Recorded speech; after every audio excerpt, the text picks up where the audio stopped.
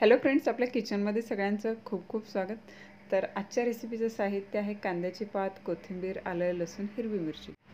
यापासून एकदम मस्त असा पदार्थ बनवणार आहात जो तुम्ही नाश्त्यामध्ये खाऊ शकता, टिफिनमध्ये नेऊ शकता. मुलं तर अगदी आवडीने खातील. कुठल्याही चटणी सॉस नसेल तरी खायला छान लागेल. आणि अजून एक गोष्ट करायची आहे, या पदार्थाला नाव द्यायचं आहे. तर व्हिडिओ स्किप न करता शेवटपर्यंत पाहत राहा.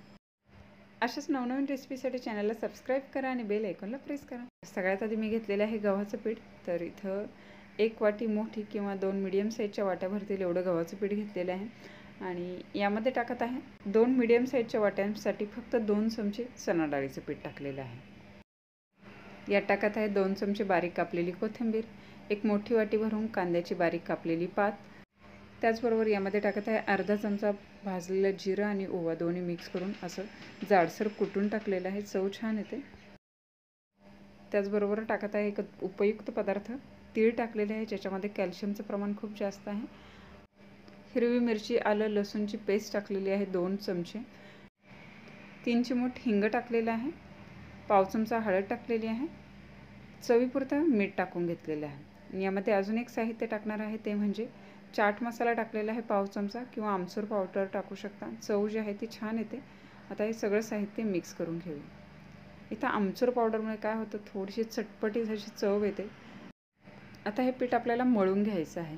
तर इथं कांद्याची पात आणि कोथिंबीरला बऱ्यापैकी पाणी सुटतं. त्याचबरोबर आपण आलं, लसूण, हिरवी मिरचीची पेस्ट टाकली होती, त्याच्यामुळे शक्यतो आधी मळून घेता येईल तेवढं मळून घ्यायचं आहे. आणि एकदम थोडं थोडं पाणी टाकून आपल्याला हे मळून घ्यायचं आहे. इथं मळताना तेलाचा बिलकुल वापर करायचा नाही आहे. आणि पीठ जे आहे ते मळतानाच थोडंसं घट्ट असं मळायचं आहे.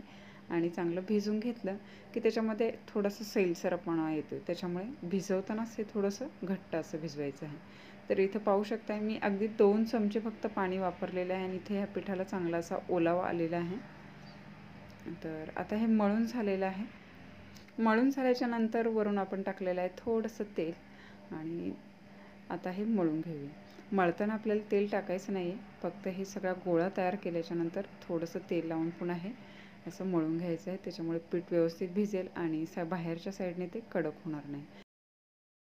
आता तेलसुद्धा लावून झालेलं आहे. त्यानंतर पीठ आपण 10 मिनटासाठी असं झाकून ठेवूया, म्हणजे छान असं भिजेल.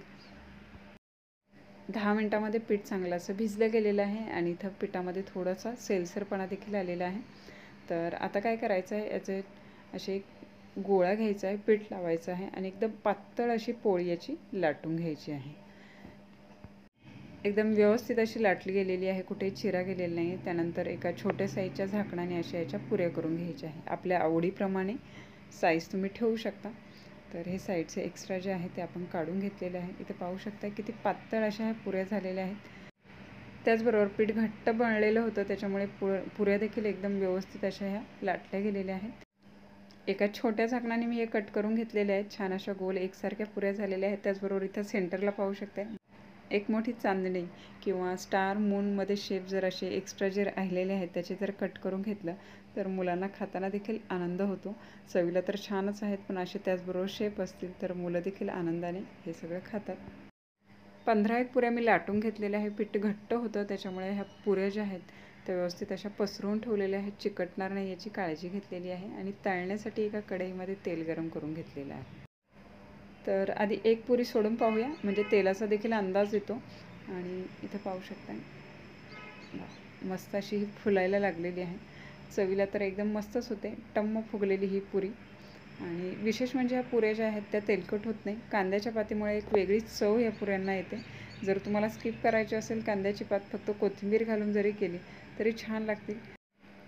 तर ही पुरी जी आहे आपली तळून झालेली आहे, एकदम मस्त अशी फुगलेली आहे. दिसायला तर एकदम मस्त झालेली आहे.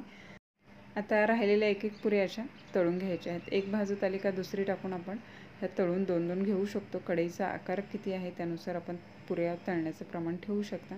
इथं पाहू शकता पीठ आपण एकदम घट्ट असं मळून घेतलेलं होतं आणि पातळ पुऱ्या लाटलेल्या होत्या. त्याच्यामुळे ह्या पुऱ्या ज्या आहेत त्या तेलकट होत नाही आणि छान अशा फुलतात आणि एकदम मऊ अशा होतात. तर इथे ह्या पुऱ्या पाहून बघू शकता, प्रत्येक पुरी जी आहे अशी टम्म फुगलेली आहे. दिसायला देखील मस्त अशा दिसत आहेत. तर यामध्ये कांद्याची पात वापरलेली आहे, त्याच्यामुळे चव तर छानच होते. जर कांद्याची पात तुम्हाला स्किप करायची असेल तर फक्त कोथिंबीर घालून देखील या पुऱ्या बनवू शकता. चवीला छान होतात. तर आणि सगळ्यात शेवटी हे स्टार मून आपण तळून घेत आहोत. तिथं पाहू शकताय मस्त असा टम्म फुगलेला चांदोमामा आहे. तर या गरम गरम पुऱ्या ज्या आहेत त्या खायला अशाच खायच्या म्हटलं तरी छान लागतात. कुठलीच चटणी, लोणचं, सॉस काही नसेल, फक्त अशाच खायच्या म्हटलं तरी छान लागतात. तिथे एक फोडून दाखवत आहे.